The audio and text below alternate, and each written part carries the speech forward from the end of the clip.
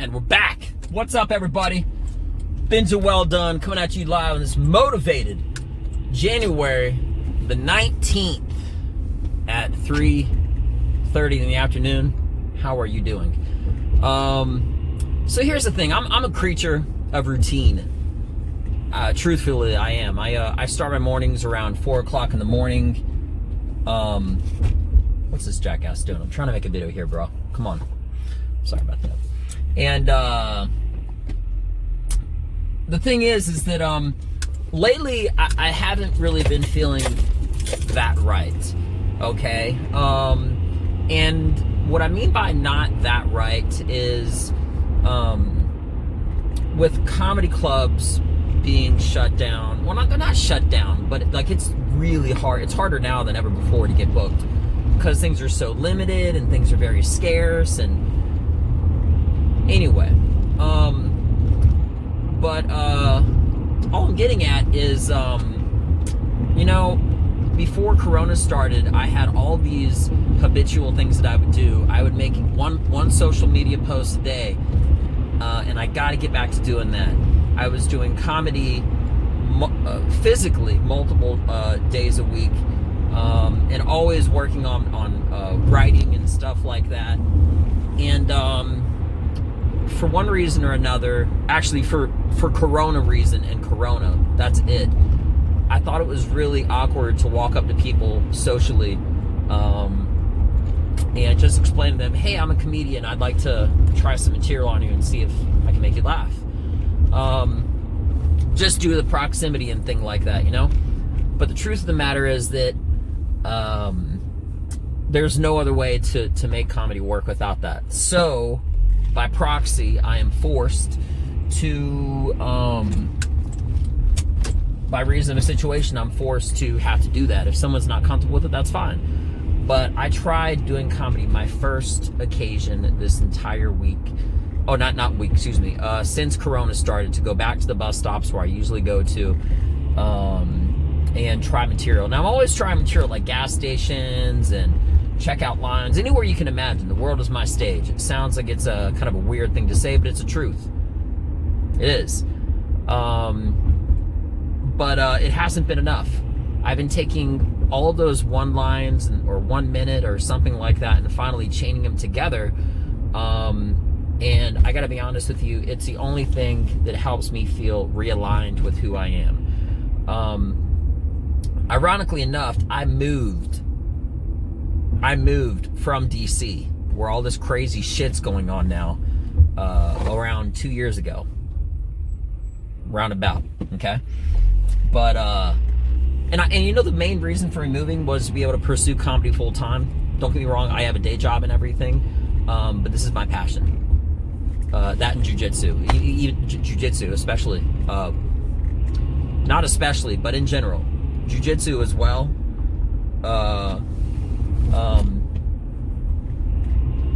It's extremely important to me. And I didn't really have a place to practice, to train, because it's so expensive. Traffic is so bad, and I'd be taking back so much more than I'd be getting into it. Not just financially, but with hours and minutes. And it's really, really challenging. And very, very expensive. And so for those combined reasons, not having a place to perform, which there are none in DC, literally, even in the surrounding DMV, Virginia, and Maryland area, I'm sorry, bud, you ain't got nothing.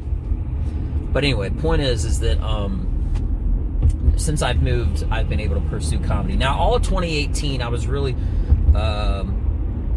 I take that back. 2019, I was really building myself up, getting a lot of momentum, getting a lot of good shows. And 2020 was supposed to kind of like be the year. 2020 was kind of like supposed to be the year to stake my claim, so to speak, and have people really get to know me. I had a lot of shows that I was planning to go on vacations with my wife and whatnot out of state. Montana, California, New York, Florida, you name it. But one by one, all those shows just sort of fell by the wayside because of Corona. And now I went, bro, what the? See, that's me. Guy just cut me off. I raise a fist in a windshield. Anyway, excuse me about that. But all I was saying is that all of 2020 was supposed to be like having these 2019 was like building me up. 2019 I was trying to really like do shows out of state, but I went back from having a good size amount of momentum behind me to who's that guy. Now, you know, I was talking with my battle buddy, my friend of friends, my brother in arms, yesterday on the phone, and I was telling him I get this really disingenuous rage-like feeling, and it is rage, when I see others that are not, and I'm not belittling anybody, or what I'm about to say, I'm not downgrading somebody's skill set. I know how hard I work, and when I get on a showcase with somebody, they don't know it, but I make it out of a competition, and I do that for multiple reasons. One of which is to elevate my standard of what excellence, of what greatness is. So I have multiple different goals in every minute of every set. And I'm very, very structured. But this whole Corona thing has just gotten so out of whack, I feel like I got out of my rhythm. And I haven't been feeling right. I just felt like I wasn't aligned. I wasn't in sync with everything that was going on. And anyway, so I was telling my friend the other day that I get this really disingenuous feeling of rage, where I see somebody doing more than me that, in my opinion, okay, does not have a skill set that is as good as mine. For one reason or another, it could be favoritism, it could be any number of things. Certain opportunities are coming to them outside of merit. Now, this could sound like jealousy, but it's completely not, so just understand what I'm saying. In the world, there are certain opportunities that you are or are not given based off of certain dynamics. I'm not complaining, this is just the reality of the universe as it is in 2021, okay? Without any hate or anything like that, I do not qualify for certain other shows, which already take me out of certain opportunities. I'm not a minority, I'm not gay, I'm not trans. They've had gay comedy festivals that a gay person can enter into, and the gay person can enter into every other festivals. But what I'm saying is that it doesn't matter whether it's favoritism or whether you're some sort of a diversity group or an ethnic group or something like that. Regardless of whatever the circumstances, it doesn't matter how many less opportunities I get, because what I do is I just work harder, am undeniably visible in not just my work ethic and talent and skill set level, and the dynamicness of everything that I'm doing on stage and whatnot. And I just work harder, and I overflow all those other missed opportunities, and I get noticed. And whether it's myself creating other opportunities or making like a bigger splash, so to speak, I don't let those things hold me down. I don't let those restricted opportunities, because I don't meet those certain groups, okay, affect me. That's what I was talking about with my friend. You know, I get this really disingenuous feeling, but there's nothing that I can do about that. But I don't focus on it, because you know what I do? I focus on myself. And that's what I'm getting at. That's what I'm saying. By the way, if you may have noticed on video, I'm wearing a different outfit than I was like 2 seconds ago. I just had to kind of got a phone call, some things happened, and I'm finishing this video up. But anyway, yeah. But you know, since this whole thing has started, the first occasion this week is the first week that I went back to that bus stop, and I started doing comedy again physically, not on stage, but I always like going to bus stops and stuff like that. A particular one, to be more specific, to vet out and work on material in a more lengthy way. So now I can take those seconds and minutes and one-liners that I've done at other places, checkout lines, gas stations, etc., and now I'm just grouping them together all at once at a bus station, which is great. I love it. It's brilliant. It really is. Not even like trying to compliment myself, I'm just being honest. Because if I do an open mic somewhere, I might be doing comedy for like 5 minutes or 6 or 4 or whatever. I might have to be on a list. It starts at 9 o'clock at night. I might not go on until everybody's gone. So I'm really not even vetting out any material. I mean, I have to have an audience to pressure test and figure out, you know, how well my material is hitting, right? So what's great about bus stops is I go for 5, 10, however many minutes. I improve on that set. They leave. A few minutes later, I get a whole new group of people, and I can work on that next best version of material within minutes, not days, within minutes. So I could essentially get like a week's worth of open mics out in 1 hour of one day.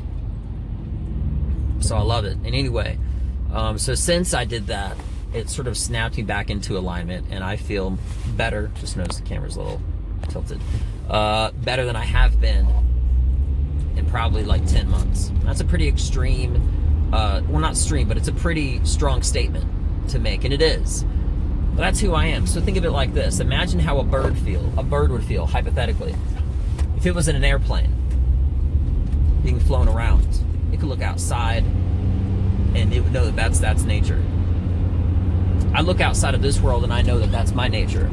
It's my nature to be on stage, doing material, pressing forward, doing stuff like that. So,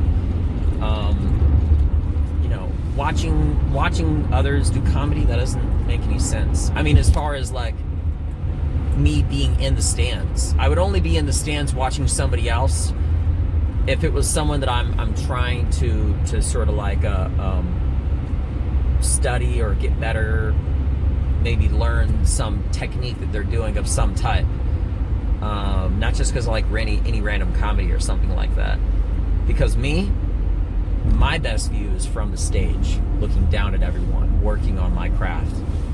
So anyway, I just wanted to give everybody a quick, I didn't ever go anywhere. I've always been here. But what I'm saying is that I feel like I'm more back in bed than ever.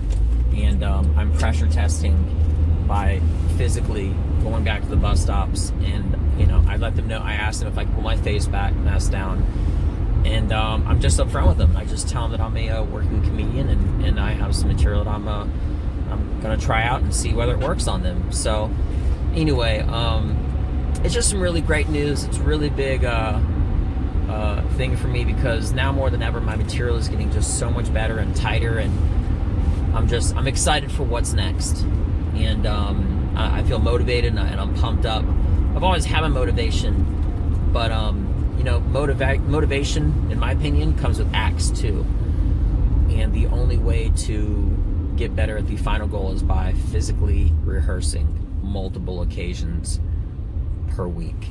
So now I'm doing that. I'm excited, and I'm pumped up. So anyway, this is just me saying hi, what's up, and I'm excited for what's to come. I reached out to a comedy guy who owns a club, and I'm going to try to get on a set and be as aggressive as I can, circumstance or not. Regardless of me being on stage. You see, that's the reason that I love this one former comedian. Anyway, Rodney Dangerfield, is because he stopped doing comedy for like 10, 15 years, and I'm not interested in doing that at all. But my point is that he didn't ever stop, and he continued to use one-liners to do like door-to-door sales. And then when he finally went back on stage, he had all this vetted material, which is essentially what I'm doing. And that was something that I tried to do in DC, but it was too much of arduous, too much of a long, unending task without the payoff at the end, between the traffic and trying to get to a place. Whereas here in Texas, I have tons of places, not that I can just perform, but also that I can vet material out. At these bus stations. Yes, bus stations. I'm telling you, it's raw. I love it. I did so good. I made these two ladies laugh so hard with this new material I'm working on. They tried to pay me. And I told them, listen, you already paid me. You paid me in your responses and just listening. And I value people's minutes, seconds, etc. So if they're going to hear me doing stand-up, I'm going to make sure that I'm constantly keeping you interested, having their attention and stuff like that. The way that I'm potentially, hopefully, on all that is doing with you right now. So anyway, just wanted to get that out. And thank you for listening. And I'm really excited to start tying this show together that I'm doing now with my actual comedy shows that I do on stage, because that's what this is all about, and getting to know me and documenting it and having everybody to know me when I'm off stage. So when I'm on stage, it feels like you know me that much more. You know, and that's the magic, that's the specialness of this whole show. So, and just like other shows, like, you know, the Joe Rogan and Tom Segura and guys, the Bill Burrs out there, etc., etc. So, anyway, you name it. But anyway, so that's it. I'm Benja Welldone. Thank you. Much obliged. I appreciate it all. I'm out. Peace.